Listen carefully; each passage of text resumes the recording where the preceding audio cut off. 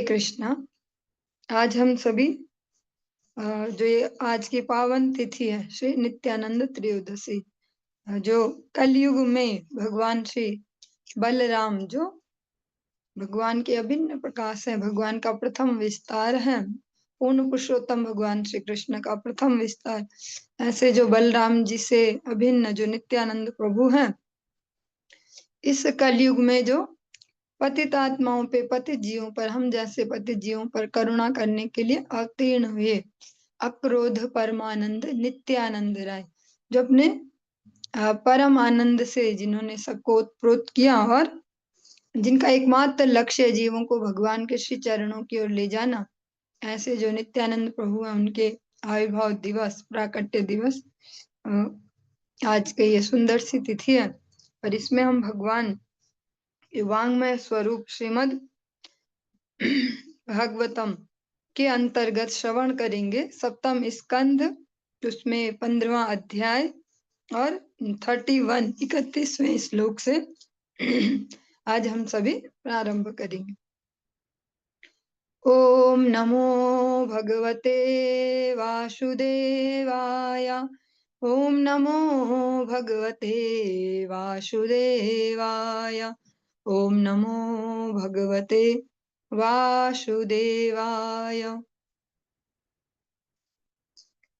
देशेषु च समे राजन् संस्थाप्यासनमात्मनः स्थिरं सुखं समं तस्मिन्नासीत् तर्जवंग ओमिति। हे राजन, योग संपन्न करने हेतु किसी पवित्र या पुण्य तीर्थ स्थल में किसी एक स्थान को चुने। यह स्थान समतल हो, न तो अधिक ऊंचा हो और न अधिक नीचा। तब वहां सुख पूर्वक स्थिर तथा समभाव से बैठकर शरीर को सीधा रखकर वैदिक प्रणव का उच्चारण आरंभ करे। वैदिक प्रणव, प्रणव कहते ओमकार को। और भगवान श्री कृष्ण भगवत गीता में अपने ऐश्वर्य में स्पष्ट बताते हैं कि जो ये ओमकार है, ये मेरा रिप्रेजेंटेटिव है। जैसा बचपन में आप सभी का जो भी एक्सपीरियंस होगा अपना अपना, बचपन में हम जैसे कोई सीरियल आते थे, ऐसे टीवी सीरियल कह सकते हैं, ऐसे आध्यात्मिक टाइप के, ओम नमः शिवाय, ऐसे कुछ टाइटल से उसके स्टार्टिंग में कुछ लाइंस आती थी और उसको ध्यान से सुनते थे हम। उसमें इस प्रकार से लगता था कि ओम मतलब शिव जी, और अधिकतर भौतिक जगत में यही धारणा भी होती है सामान्य जनों के मध्य, ओम शिव जी को रिप्रेजेंट करता है। लेकिन ओम जो है वो सपार्षद, और कह सकते हैं अपने धाम जन सहित भगवान श्री कृष्ण को रिप्रेजेंट करता है, या भगवान नारायण को, अपने जो अंग हैं, अपने सपार्षद, उनको रिप्रेजेंट करते हैं, जो ओम की ध्वनि है। क्योंकि हम अलग अलग जगह से ज्ञान अर्जन करते रहते हैं, जानकारियां लेते हैं, तो थोड़े से मिसकंसेप्शन हो जाते हैं। शास्त्रों के अनुगत्य में वो सब क्लियर हो पाते हैं। भगवत गीता में स्पष्ट ओमकार को भगवान का प्रतिनिधि यहाँ पर कहा गया। प्राणापानो सन्निरुन्ध्यात् पूरक कुंभक रेचकैः यावन्मनश्यत्यजेत् कामान् स्वनासाग्र निरीक्षणः। यतो यतो निःसरति मनः कामहतं भ्रमत ततस्तत उपाहृत्य हृदि रुन्ध्याच्छनैर्बुधः। विद्वान योगी अपनी नाक के अग्रभाग पर निरंतर दृष्टि लगाकर पूरक, कुंभक तथा रेचक नामक श्वास लेने के आसन का, अर्थात वह श्वास अंदर ले जाने बाहर निकालने और फिर दोनों को रोक देने का अभ्यास करता है। इस प्रकार योगी अपने मन को भौतिक आसक्तियों से रोकता है और संपूर्ण मानसिक इच्छाएं त्याग देता है। जो ही मन कामेच्छाओं के वशीभूत होकर इंद्रिय तृप्ति की भावनाओं की ओर हटे, त्यों ही योगी उसे तुरंत वापस लाकर हृदय के अंदर बांध योगी को उसे तुरंत वापस लाकर हृदय के अंदर बांध देना चाहिए। आज के समय में जो ये प्रक्रियाएं हैं, जो हम नाम सुन रहे हैं, ये प्राणायाम या योगासन, तो ये इस प्रकार से प्रचारित प्रसारित है कि ये शरीर के स्वास्थ्य लाभ के लिए है। जबकि इनका जो वास्तविक लक्ष्य है वो जीवात्मा के परम लक्ष्य को प्राप्त करवाने में हेल्प करना है।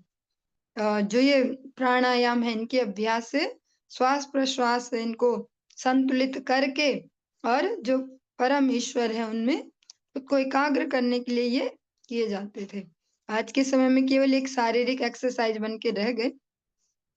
एक बहुत सुंदर सा ग्रंथ है प्रेम प्रदीप नाम से, छोटा सा ग्रंथ है प्रेम प्रदीप नाम से, भक्ति विनोद ठाकुर जी का। उसमें जो ये योग प्रक्रिया है, इसमें एक जो सिद्ध जन है जो केवल इस लेवल पर योग नहीं करते कि कुछ आसन करके दिखाते हैं, पब्लिक को मोटिवेट करते हैं आप योग कीजिए, कुछ कुंभक रेचक ऐसा करते हैं अनुलोम विलोम। वे एक सिद्ध योगी हैं जो योग के थ्रू परमात्मा को कैसे प्राप्त किया जा सकता है, जो भगवान का जो ब्रह्म वाला स्वरूप है, दिव्य ज्योति के स्वरूप में भगवान का जो बाह्य आवरण है उसमें कैसे लीन हुआ जाता है या उससे कैसे साक्षात्कार किया जाता है। ऐसी प्रक्रिया में जो योग द्वारा सिद्ध है, ऐसे व्यक्ति कह सकते हैं, ऐसे महापुरुष जो है उनका कथानक लिया गया उस ग्रंथ में। प्रेम प्रदीप बहुत छोटा सा ग्रंथ है और बहुत विस्तार से इसको अच्छे से दिया गया। और जो ऐसे सिद्ध जन है जो वास्तव में जिसको योग कहा जाता है, ये सो कॉल्ड योग नहीं जिसको हम देखते वो योगा के नाम से जाना जाता है, वो योग में सिद्ध जन है, किंतु वे भी एक शुद्ध वैष्णव परम विशुद्ध एक भक्त का जब संग करते हैं तो जो दिव्य आनंद उन्हें प्राप्त होता है, वो स्पष्ट कहते हैं कि योग से भी मैं ये कभी इस लेवल को प्राप्त नहीं कर पाया। और योग है कष्ट पूर्वक, इसमें इंद्रियों को जबरदस्ती संयमित करना पड़ेगा, इस प्रकार की क्रियाएं। लेकिन जो भक्ति है, भक्ति राज्य सुसुखम, भगवान अपने ही मुख से कहते हैं सुसुखम, ये सुसुखम है, यह जोर नहीं लगाना पड़ता, कुछ भगवत कृपा से हो जाता है। अगर आपको अपनी जीवा जय करनी है तो जो नहीं लगाना मन मार मार के, नहीं नहीं ऐसा नहीं खा सकते, ऐसा नहीं खा सकते। या सरल सा फॉर्मूला दे दिया कि जो भी सतोगुणी पदार्थ है उनको भगवान को पहले अर्पित करिए तुलसी दल देके, फिर पाइए, तो यही दवाई बन जाएगा जीवा जय करने के लिए। तो जो वास्तव में जिसको योग कहा जाता है शास्त्रों में, उसका एकमात्र लक्ष्य भगवान से योग कर पाना, भगवान से मिलाने में हेल्प करना। एवं अभ्यास यतश्चित्तं कालेनाल्पीयशायतेह अनिशं तस्य निर्वाणं यात्यनिधनवह्निवत्। जब योगी इस प्रकार नियमित रूप से अभ्यास करता है तो अल्प काल में उसका हृदय स्थिर हो जाता है और विचलित नहीं होता। जिस प्रकार लपट या धूम से रहित अग्नि स्थिर हो जाती है, बिना धुएं के जैसे अग्नि होती है, फोकस्ड है, ऐसे ही फिर उस योगी का चित्त हो जाता है। कामादिभिर्नाविद्धं प्रशान्ताखिलवृत्ति यत् चित्तं ब्रह्म सुख स्पृष्टं नैवोत्तिष्ठेत् कर्हिचित्। जब मनुष्य की चेतना भौतिक कामेच्छाओं से अदूषित होती है तो वह सभी कार्यों में शांत हो जाती है, क्योंकि मनुष्य शाश्वत आनंदमय जीवन में स्थिर हो जाता है। इस एक बार इस पद पर स्थिर हो जाने पर मनुष्य फिर भौतिक क्रियाकलापों की ओर वापस नहीं जाता।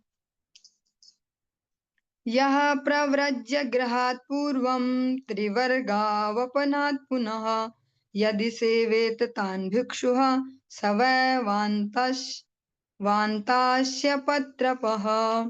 जो संन्यास आश्रम स्वीकार करता है वह धर्म अर्थ तथा काम इन तीन भौतिकवादी क्रियाकलापों के सिद्धांतों को छोड़ देता है जिनसे मनुष्य ग्रस्त जीवन में लिप्त रहता है।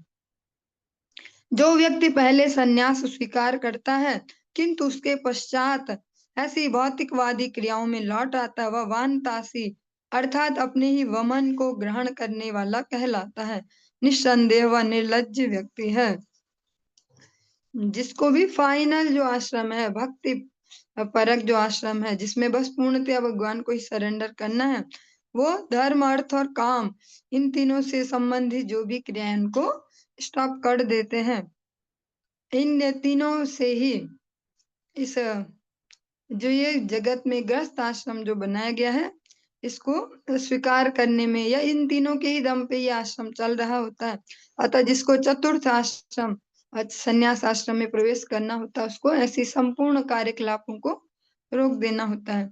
और एक ऐसे व्यक्ति का एग्जाम्पल दिया गया जो पहले संन्यास आश्रम में हो, किंतु परिस्थिति जन्य जिस प्रकार की भी परिस्थितियां बने, वापस जो ग्रस्त में आते हैं फिर से इन विषयों के मध्य उनको शास्त्रों में संज्ञा दी गई है वानतासी। एक अजीब सा एग्जाम्पल है, ये एग्जाम्पल थोड़े अजीब होते ही है इसलिए शब्द यूज किया जाता है। जैसे कुत्ता है, कुत्ते का ऐसा एग्जाम्पल दिया जाता है, या आप सभी ने कभी देखा भी हो, बचपन में ऐसे कई बार देखा है। कुत्ता जब उल्टी करता है कुछ देर बाद अपनी उल्टी को ही चाट लेता है वापस। ऐसा ही एक टाइटल वानतासी ऐसे व्यक्ति के लिए दिया गया जो पहले संन्यास आश्रम में जाए और फिर जो भी परिस्थितियां बने वापस से ग्रस्त में घुसते इन विषयों के मध्य, उनको भी वानतासी ऐसा नाम दिया गया, जो अपने ही वमन जिसको एक बार उगल दिया है उसको फिर वापस से जो ले लेते हैं। यह स्वदेह स्मृतो अनात्मा मर्त्यो विटकृमि भस्मवत् ता एनमात्मसात् कृत्वा श्लाघयन्ति यसत्तमाः। जो सन्यासी पहले यह समझते हैं कि शरीर मर्त्य है और यह विष्ठा कृमि और राख में परिणत हो जाएगा, किंतु जो पुनः शरीर को महत्व प्रदान करते हैं तथा आत्मा कहकर उसका गुणगान करते हैं, उन्हें सबसे बड़ा धूर्त मानना चाहिए। जो पहले देहात्म बुद्धि से पृथक हो जाते हैं और वापस फिर जो भी कारण बने उनमें ही वापस घुस जाएं और शरीर को ही आत्म तत्व के रूप में निरूपित करने लग जाएं, उन्हें सबसे बड़ा धूर्त शास्त्र इस प्रकार से कहते हैं। ग्रस्तस्य क्रिया त्यागो व्रत त्यागो वटोरपि तपस्विनो ग्राम सेवा भिक्षोरिंद्रिय लोलता आश्रमाप सदायेते खल्वाश्रम विडम्बनाः देव माया विमूढ़ास्तानुपेक्षेत्यानुकंपया। ग्रस्त आश्रम में रहने वाले व्यक्ति हेतु विधि विधानों का परित्याग करना, गुरु के संरक्षण में रहते हुए ब्रह्मचारी हेतु ब्रह्मचर्य व्रत का पालन न करना, वानप्रस्थ हेतु गांव में रहना और तथा कथित सामाजिक कार्यों में लगे रहना अथवा सन्यासी हेतु इंद्रिय तृप्ति में आसक्त रहना निंदनीय है। चारों आश्रमों में जो जो जिन जिन आश्रम में है, जो उनकी बेसिक जो मर्यादाएं हैं उनका पालन न करना अत्यंत निंदनीय है। जो ग्रस्त में है, किंतु जो ग्रस्त के लिए कह सकते हैं जो धार्मिक ऐसे विचार दिए गए, नियम दिए गए शास्त्रों द्वारा, जो उनको पालन न करे और जो ब्रह्मचर्य अभी अवस्था में है, ग्रस्त में जिन्होंने प्रवेश नहीं किया फिर भी ब्रह्मचर्य का पालन न करें, तो उनको भी निंदनीय कहा गया। जो वानप्रस्थ है, जिसने भौतिक जगत से अब दूरी बना ली, वो फिर भी ऐसी भौतिक जगत में विचरण करते रहे, और जो सन्यासी हैं फिर से इंद्रिय तृप्ति के साधनों में लगे, उनको निंदनीय कहा गया। जो ऐसा करता है वह अत्यंत निम्न श्रेणी का माना जाता है। ऐसा दिखावटी व्यक्ति पूर्ण पुरुषोत्तम भगवान की बहिरंगी शक्ति द्वारा मोहग्रस्त रहता है। मनुष्य को चाहिए कि वह ऐसे व्यक्ति को किसी भी पद से निकाल दे या हो सके तो उस पर दया करके उसे शिक्षा दे, जिससे वह अपने मूल पद पर वापस चला जाए।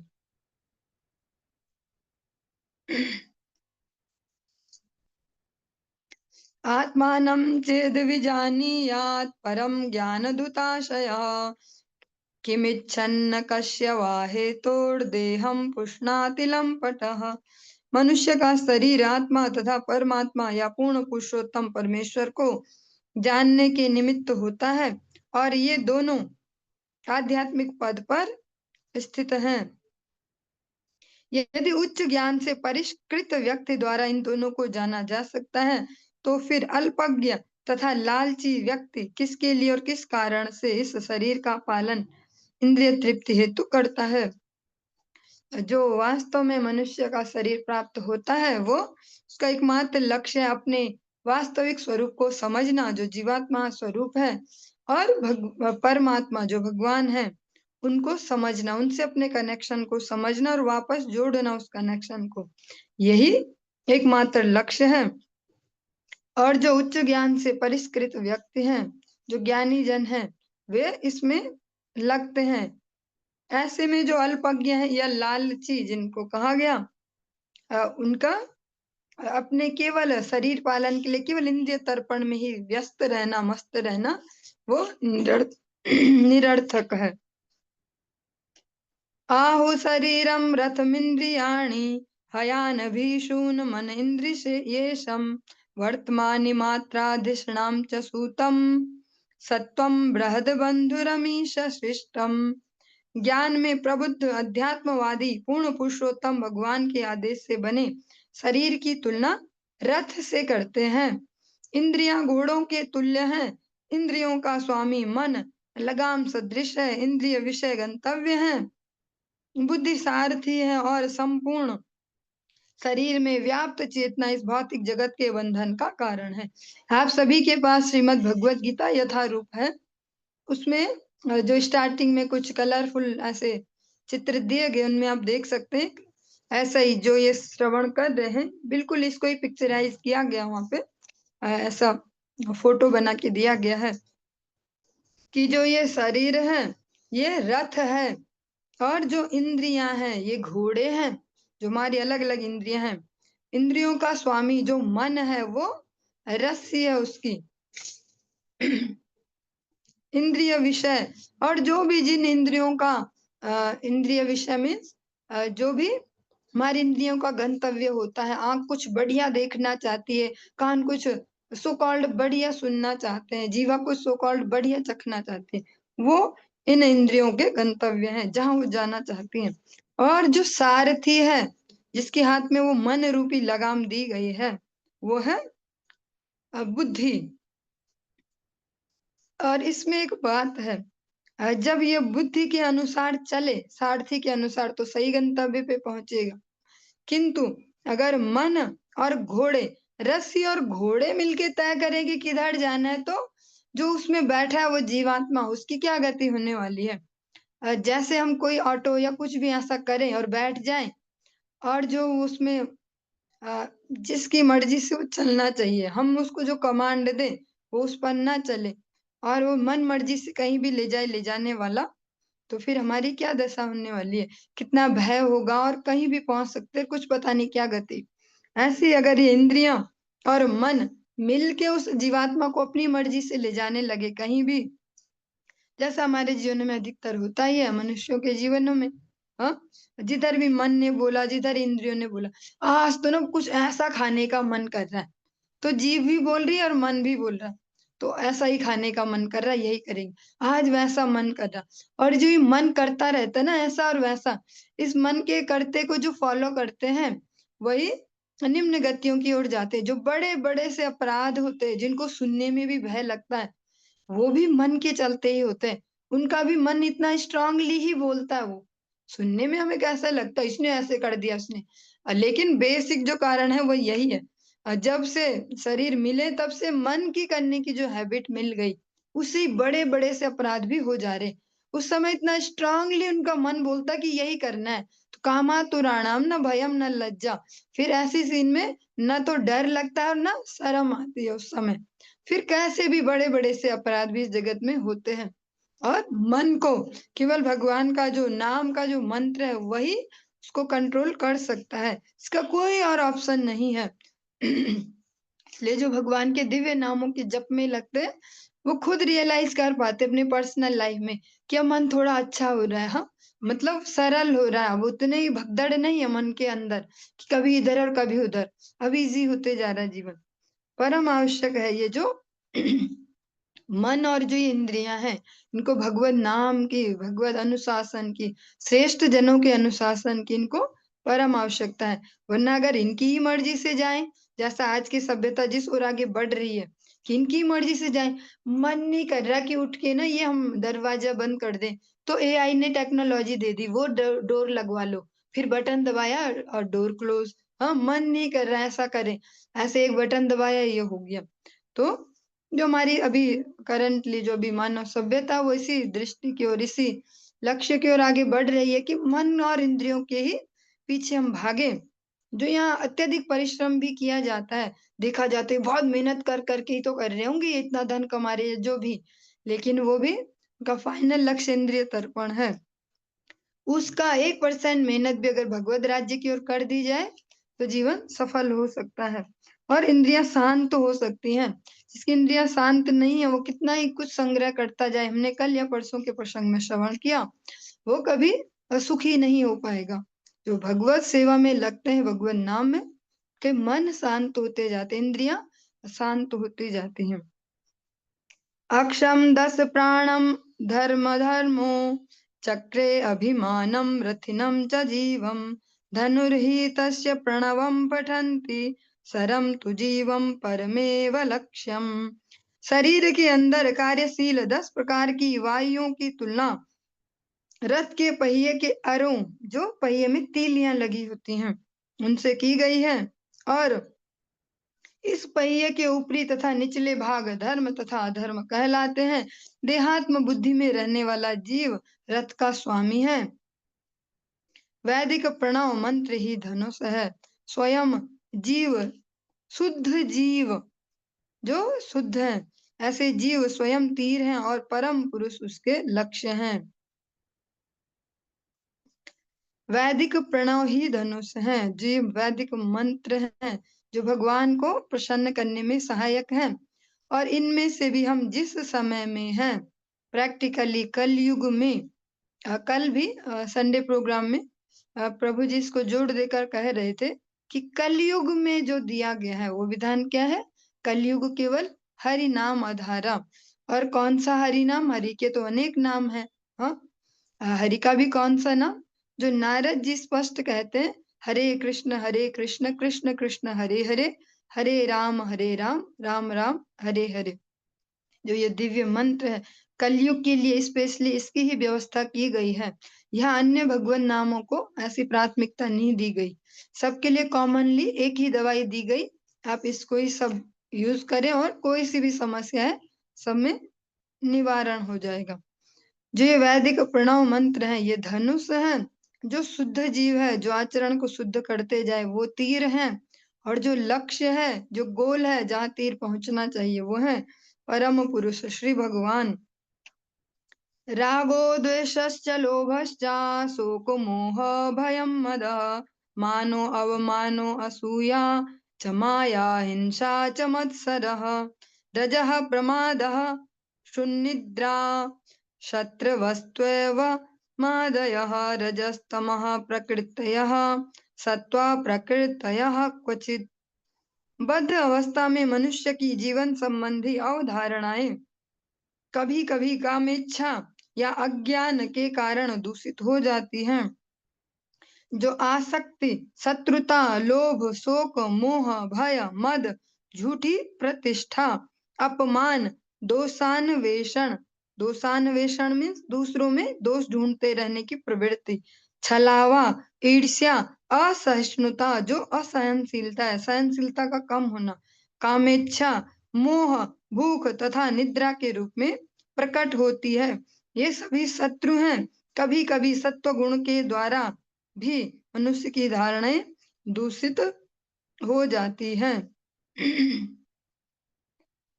जो बद्ध अवस्था है जीव की, जिसमें वो खुद को ये शरीर ही मानता है और इससे संबंधित को मेरा मानता है, ऐसी अवस्था में जो हमारी काम इच्छाएं, अलग अलग कामनाएं हैं, अलग अलग इंद्रियों के अलग अलग कामनाएं हैं, उनके द्वारा और रजो तथा तमो गुण से जो जनित अज्ञान है, उसके कारण जो धारणाएं हैं जीवन संबंधी, जो जीवन के बारे में हमारे विचार हैं, वो दूषित हो जाते हैं। और उससे जो ये अवगुण हमने श्रवण किए, आसक्ति, शत्रुता, लोभ, मोह, शोक, मद, प्रतिष्ठा, दूसरों में कमियां ढूंढना, इस प्रकार से, और भूख, निद्रा, इनको भी इसमें ही लिया गया। अत्यधिक मात्रा में जो ये है भूख और अत्यधिक मात्रा में निद्रा, ये सभी इसमें ही है। ये सभी शत्रु हैं। कभी कभी सत्व गुण के द्वारा भी मनुष्य की धारणाएं दूषित हो सकती हैं। इसीलिए यहाँ भगवान के शुद्ध नाम और भगवान के भक्तों की सेवा की व्यवस्था की गई, जो हमें इन तीनों गुणों से ऊपर उठाने में हेल्प करते हैं। यावन्निकाय रथमात्मा वशोपकल्पं धत्ते गरिष्ठचरणार्चनया निशातं ज्ञानासिमच्युत सिमच्युत बलो दस्तशत्रुः स्वानंदतुष्टा उपशांत इदं विज्ञायाता। जब तक मनुष्य को भौतिक जब तक मनुष्य को भौतिक शरीर को इसके विभिन्न अंगों तथा साज सामग्री सहित स्वीकार करना है जो पूर्णतः अपने वश में नहीं है, तब तक उसे अपने श्रेष्ठ जनों, अपने गुरु तथा गुरु के पूर्ववर्ती आचार्यों के चरण कमलों को धारण करना चाहिए। उनकी कृपा से वह ज्ञान की तलवार को तेज कर सकता है। पूर्ण पुरुषोत्तम भगवान की कृपा के बल पर तब हुआ जो भी ये शत्रु हमने श्रवण किए, इतने दोष जो श्रवण किए, उनको पराजित कर सकता है। इस प्रकार भक्त को अपने ही दिव्य आनंद में लीन रहने में समर्थ होना चाहिए, तब वह अपना शरीर त्याग कर अपनी आध्यात्मिक पहचान फिर से पा सकता है। और ये अपने प्रयास से नहीं हो सकता कि हम खुद ही सोच ले नहीं नहीं हम तो किसी से जलन नहीं रखते, हम तो नहीं ढूंढते रहते दूसरे की गलती। क्योंकि अगर इस दृष्टिकोण से देखें तो सारे ही मनुष्य शुद्ध आत्मा है। कोई भी कभी अपनी निंदा तो नहीं करता। जब भी दो लोग जमा होते हैं तो वो किसी और की ही निंदा करते हैं और उसका लास्ट में कंक्लूजन यही होता कि छोड़ो ना, जाने दो, जो जैसा है, हम तो ठीक है। तो हम तो ठीक ही होते हैं हमेशा। ये कभी भी हमें ये नहीं लगेगा कि हम खराब हैं। हमेशा दूसरे ही खराब होंगे जिनको हम देख रहे हैं। लेकिन जब हम स्पष्ट कहा गया अपने जो गुरुजन है, गुरु वर्ग हैं, जो गुरुदेव हैं और उनके भी गुरु वर्ग हैं, उनके जब संरक्षण में रहेंगे, अनुशासन में रहेंगे, तब जाके न दोषों को देख भी पाएंगे। जब देख पाएंगे तभी तो सुधारने का सोचेंगे, वरना सब तो बढ़िया है ही है। हाँ, जैसे एक छोटा सा विनोद में एक एग्जाम्पल लेते हैं, इसमें ज्यादा रिलेट तो नहीं करेगा। जैसे जब विवाह हो जाता है कन्या का, तो उसके बहुत सारे दोस्त दिखने लग जाते हैं, उनकी बहू ऐसी, वो भी बोलते हैं बहू ऐसी वैसी। लेकिन जब भी कन्या देखने जाता है कोई, तभी तो वहां फिक्स करते हैं ना कि हाँ, ये मैरिज होनी है क्योंकि वो बढ़िया थी, और बाद में वो ऐसी हो जाती है। तो ऐसे कोई भी हम अपने जीवन में कभी अपने दोस्त नहीं देख सकते। जब हम अपने से श्रेष्ठ जनों के अनुगत्य में जाएं, तब हम उनको देख भी पाएंगे और दूर कर पाएंगे, क्योंकि वो हमें दैन्यता दिखाएंगे, खुद का आकलन करना दिखाएंगे। क्योंकि दूसरे को देखना ये स्वाभाविक है मनुष्य के स्वभाव में। हाँ, जैसे कहते हैं कि चलिए छोड़िए। दूसरे के दोस्त देखना ये स्वाभाविक स्वभाव में हमारा, देखो उसको, देखो उसको, देखो कैसे कर रहा है। ऐसे छोटे छोटे बच्चे भी देख लेते हैं, अपने जीवनों में नहीं देख पाते, ये स्वाभाविक नहीं है। जब हम श्रेष्ठ जनों के अनुगत्य में जाते हैं, तब झांकना शुरू करते हैं कि क्या पता मेरी वजह से ये गड़बड़ हो रही हो। बार बार अगर ये समस्या हो रही है तो क्या पता हमारा ही कोई ऐसा गुण दोष है जिसके कारण ये हो रहा। तभी हम आत्म अनुसंधान कर पाएंगे, अपना अन्वेषण कर पाएंगे। हाँ, दूसरों के छेद तो ढूंढना स्वाभाविक है, अपने तभी ढूंढ पाएंगे जब श्रेष्ठ जनों के अनुगत्य में रहेंगे। इस प्रसंग में बहुत सुंदर से अ, अ, श्रील भक्ति सिद्धांत सरस्वती गोस्वामी ठाकुर प्रभुपाद, उनके अनुगत जन, नित्य लीला पुरुष श्री भक्ति कुमुद संत गोस्वामी महाराज जी स्पष्ट कहते हैं अपने गुरु वंदना में, तव कृपा काण अमार संबल, तव कृपा बिने नहीं अन्या बल, कृपा करा प्रभु दिया चिद बल, दास तो मां प्रणमाय, दास तो मां प्रणमाय।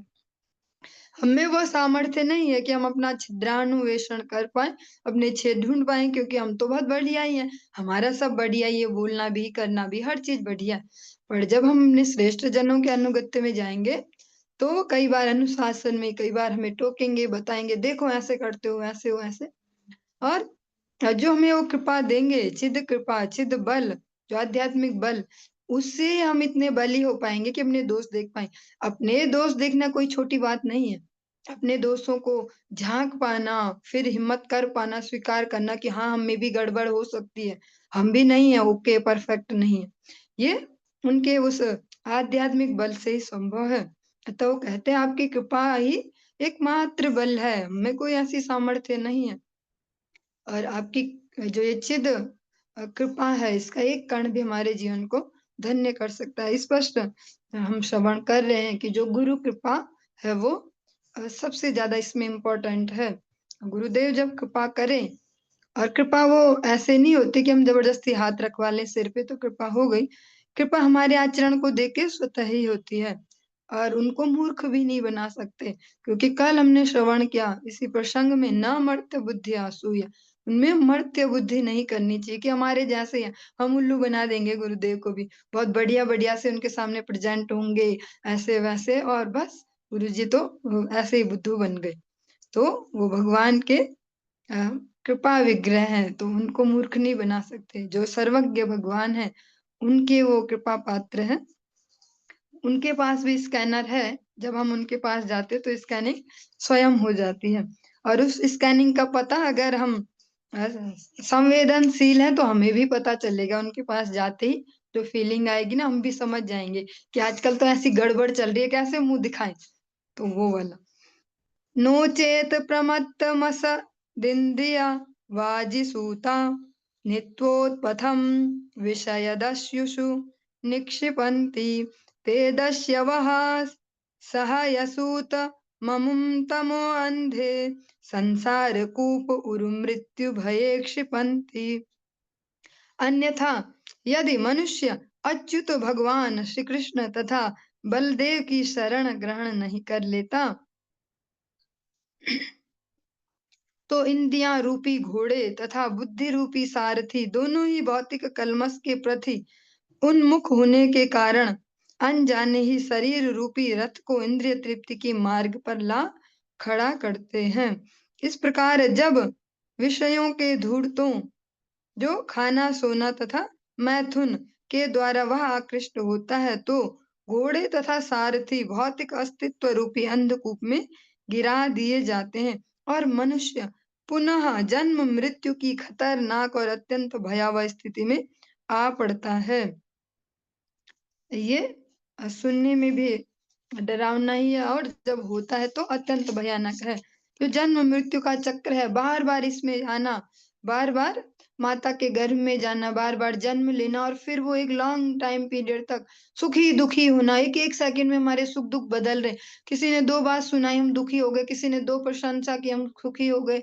ऐसे सुख दुख अलग अलग प्रकार से जो चल रहे हैं, इस चक्र से बाहर निकल पाना, स्थिर हो पाना, एक स्थिर अवस्था को प्राप्त कर पाना, वो केवल भगवान की परम करुणा से, उनके अनुग्रह से ही हो सकता है। कोई अपने प्रयासों से इससे बाहर नहीं निकल सकता, क्योंकि जो ये भौतिक जगत है, डिजाइनिंग ही इसकी इस प्रकार से है कि यहाँ जीव हमेशा हमेशा नीचे की ओर ही जाए।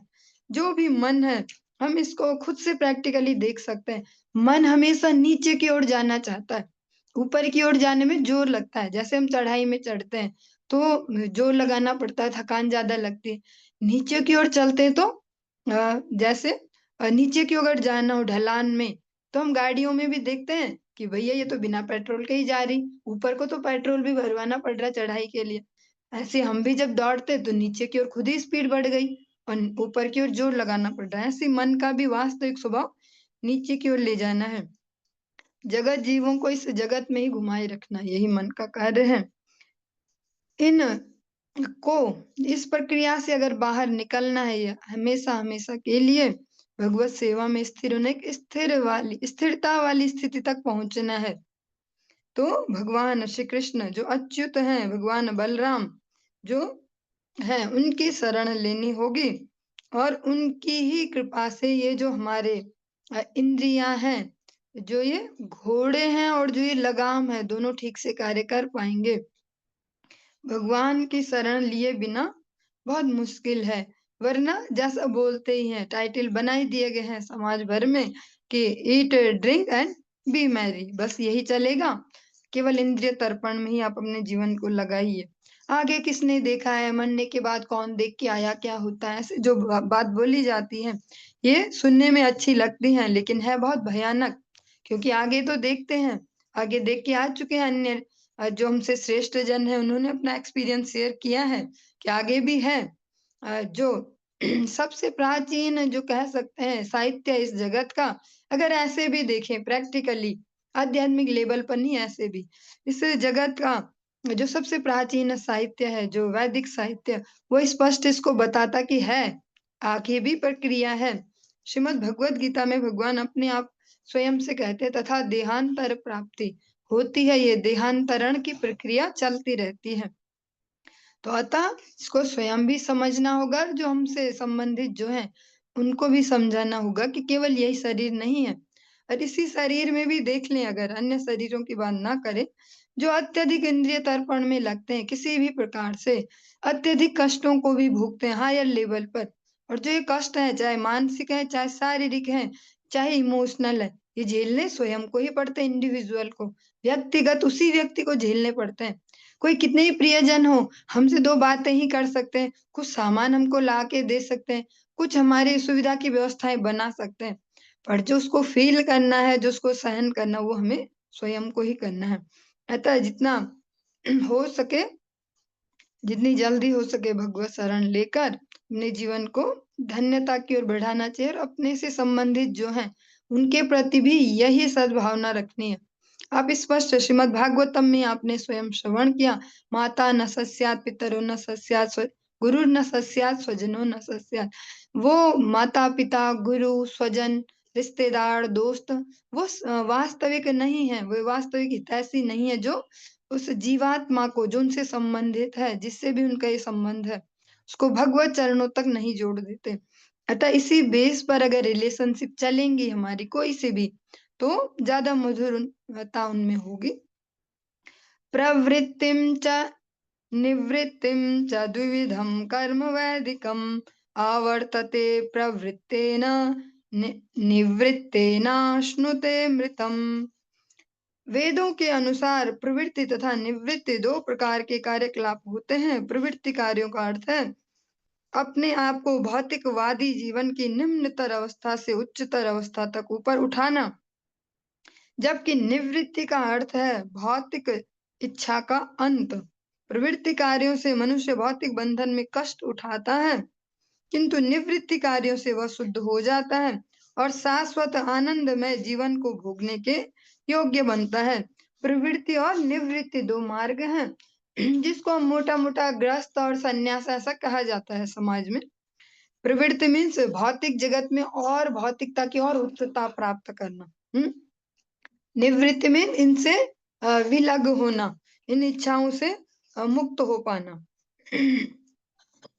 हिंस्रम द्रव्यमयं काम्यम अग्निहोत्राद्य शांतिदम दर्शश्च पूर्णमासश्च चातुर्मास्यं पशुः सुतः एतदिष्टं प्रवृत्ताख्यं हुतं प्रहुतमेव च ऊर्तं सुरालया राम कूपाजीव्यादिलक्षणम्।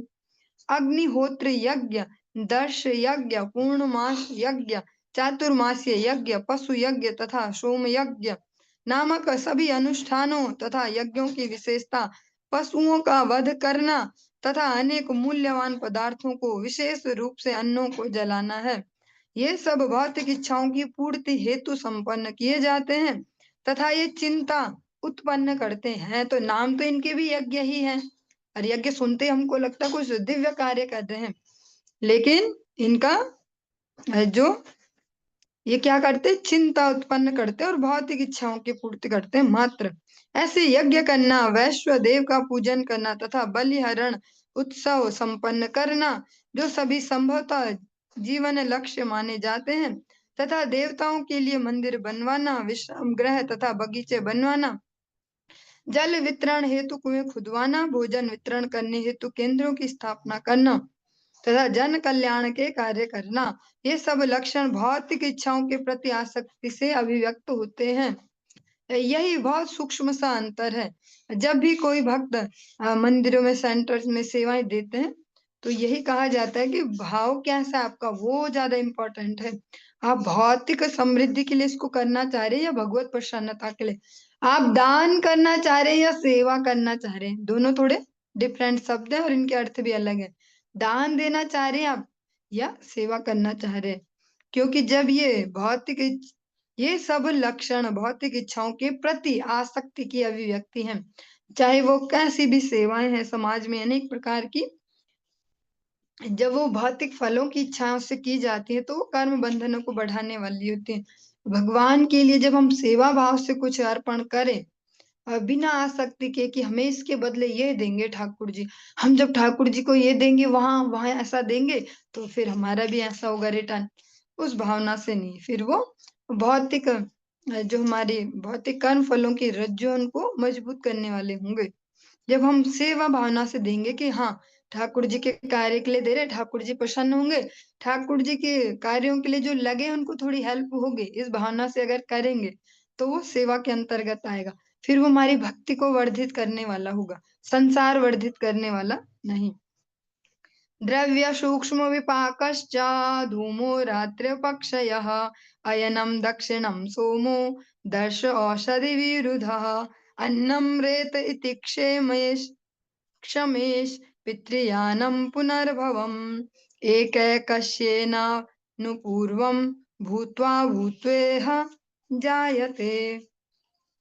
हे राजा युधिष्ठिर, जब यज्ञ में घी अन्न की आहुतियां दी जाती हैं तो वे दिव्य धुएं में परिणत हो जाती हैं, जो मनुष्य को क्रमशः उच्च से उच्चतर लोकों को या धूम रात्रि कृष्ण पक्ष दक्षिणम तथा अंत में चंद्र लोक को ले जाती हैं। किंतु यज्ञकर्ता फिर पृथ्वी पर उतरकर औषधियां लताएं वनस्पतियां तथा अन्न बन जाते हैं। तब वे विभिन्न जीवों द्वारा खाए जाते हैं और वीर्य में परिणत होते हैं, जिसे मादा के शरीर में प्रविष्ट किया जाता है। इस प्रकार मनुष्य बारंबार जन्म लेता है। जो इस प्रकार से कह सकते हैं सतोगुण में जो यज्ञों को करते हैं, उनको कहा गया कि वे उस यज्ञ के जो दिव्य धुएं हैं उनके साथ ही उच्च लोक, और फाइनली जो उच्च लोक है उनके लिए वो है जो लास्ट स्टॉप है जो है चंद्र लोक, वहां तक जा पाते हैं। और फिर वहां से जब क्षीणे पुण्यम इस प्रकार से नीचे आएंगे तो वे औषधियां जो हम देखते हैं कि औषधियों के रूप में जो अ, पेड़ पौधे हैं औषधियों के रूप में जो यूज किए जाते हैं, लताएं वनस्पतियां और अन्न बनते हैं जिनको मनुष्य सेवन करते हैं, उससे वो फिर वीर्य में परिणत हो जाते हैं और इस प्रकार से फिर से माता के गर्भ में प्रविष्ट होकर बार बार फिर जन्म ग्रहण करते हैं। इसीलिए जो यज्ञों का विधान आप देखेंगे वैष्णव राज्य में, वो भगवान नारायण के निमित्त किया जाता है और भगवान के जो शुद्ध भक्त हैं, भगवान के जो पार्षद हैं, उनके नाम से आहुतियां दी जाती हैं। भगवत प्रसन्नता उसका एकमात्र लक्ष्य है, अन्य कोई भौतिक लक्ष्य उस यज्ञ के नहीं होते। निषेकादिश्मशानान्तः संस्कारः संस्कृतो द्विजः इन्द्रियेषु क्रिया यज्ञान ज्ञानदीपेषु जुह्यति। द्विज को गर्भाधान शुद्धिकरण के संस्कार द्वारा अपने माता पिता की कृपा से अपना जीवन प्राप्त होता है। शुद्धिकरण की अन्य क्रिया भी है जो जीवन के अंत तक चलती हैं। जब जीवन के अंत में अंत्येष्टि क्रिया संपन्न की जाती है, इस प्रकार योग्य ब्राह्मण को कुछ समय के पश्चात भौतिकवादी कार्यों तथा यज्ञों में अरुचि हो जाती है, किंतु वह ऐन्द्रिय यज्ञों को पूर्ण ज्ञान के साथ कर्मेंद्रियों को अर्पित कर देता है, जो ज्ञान की अग्नि से प्रकाशित रहती हैं। और ये जो स्थिति बताई गई ये बहुत रेयर लोगों के साथ ही होती है कि जो इस प्रकार से इन कार्यों में लगे हैं, सकाम यज्ञ कर्म कांड, और उनको उससे अरुचि हो जाए। से बहुत रेयर लोग होते हैं जो इनसे अरुचि उत्पन्न हो और फिर भगवत कार्य में लग पाए। इंद्रियाणि मनश्युर्मो वाचि वैकारिकं मनः वाचं वर्ण समाम्नाये तमोकारे स्वरे न्यसेत् ओंकारं विन्दोनादे तं तं तु प्राणे महत्यमुम। मन स्वीकृति तथा अस्वीकृति की तरंगों से सदैव विक्षुब्ध होता रहता है, अतएव इंद्रियों के समस्त कार्यकलाप मन को अर्पित कर देने चाहिए और मन को अपने शब्दों में अर्पित कर देना चाहिए। फिर इन शब्दों को समस्त वर्णों के समूह में अर्पित कर देना चाहिए, जिससे ओंकार के संक्षिप्त रूप को अर्पित कर दिया जाना चाहिए। ओंकार को बिंदु में, बिंदु को नाद में और उस नाद को प्राण में समर्पित करना चाहिए। जो शेष रूप में जीव बचे उसे पर ब्रह्म में स्थापित करें, यही यज्ञ की विधि है। और ये विधि भी वही समझ पाएंगे जिनका इस प्रकार से शिक्षा हुई हो, इन शब्दों के साथ जो फैमिलियर हो।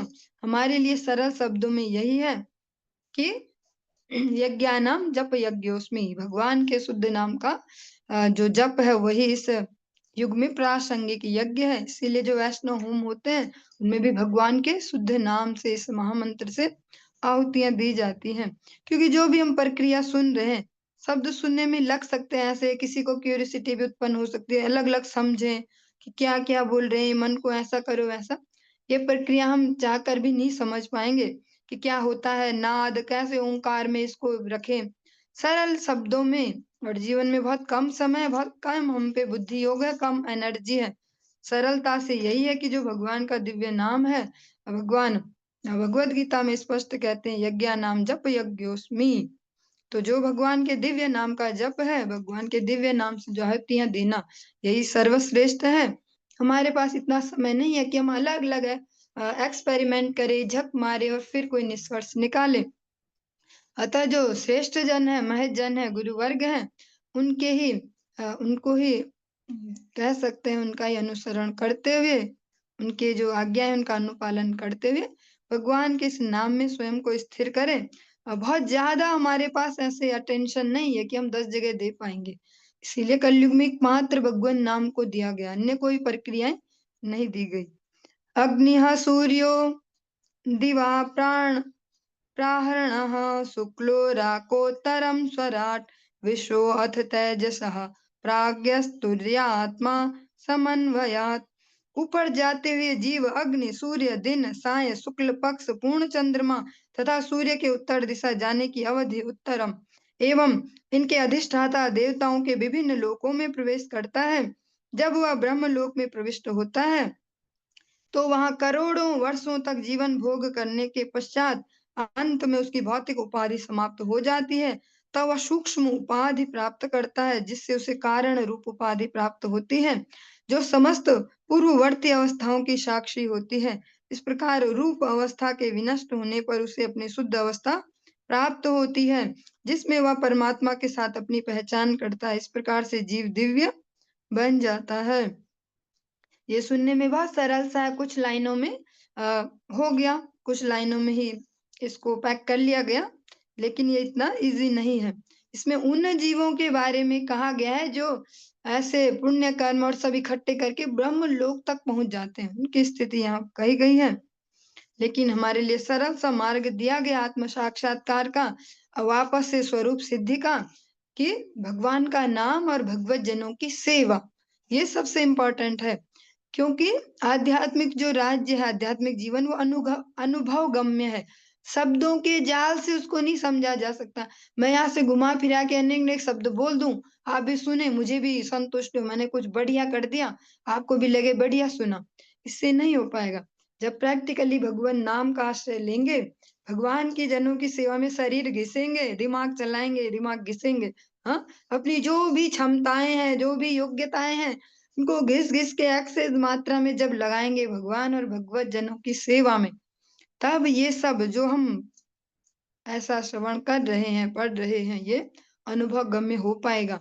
इनको ऐसे नहीं समझा जा सकता, ये कोई लौकिक विद्या नहीं है ऐसे कि टीचर ने पढ़ाया ऐसे 2 into 2 = 4 और हो गया। इसको समझ पाना थोड़ा मुश्किल है, और ये सरल हो जाता है समझना जब हम प्रैक्टिकली स्वयं को सेवा के लिए प्रस्तुत करते हैं। हम सेवाएं ना करें, प्रैक्टिकली तन मन को ना घिसे भगवान की सेवा में, और केवल शब्द जालों में ही उलझे रहे तो इसको अनुभव नहीं कर सकते। आध्यात्मिक राज्य अनुभव का ही विषय है। इसको कोई जबरदस्ती किसी को समझा नहीं सकता। कोई पिता बहुत अच्छा भक्त हो पर वो अपनी संतान को उसी लेवल की भक्ति शब्दों से नहीं समझा पाएगा, अपने आचरण से ही समझा पाएगा और उनको भगवत सेवाओं में नियुक्त कर करके ही उनमें वो क्षमता डेवलप कर पाएगा कि जिससे वो इसको समझ पाए। ऐसे नहीं समझा पाएंगे कि हाँ देखो ऐसे होते हैं भगवान, वैसा होता है। हाँ, अनुभव गम में ये विषय है। चलिए आज के इस प्रसंग को यहीं पे विश्राम देंगे। इससे आगे हम कल कंटिन्यू करेंगे। हरे कृष्ण।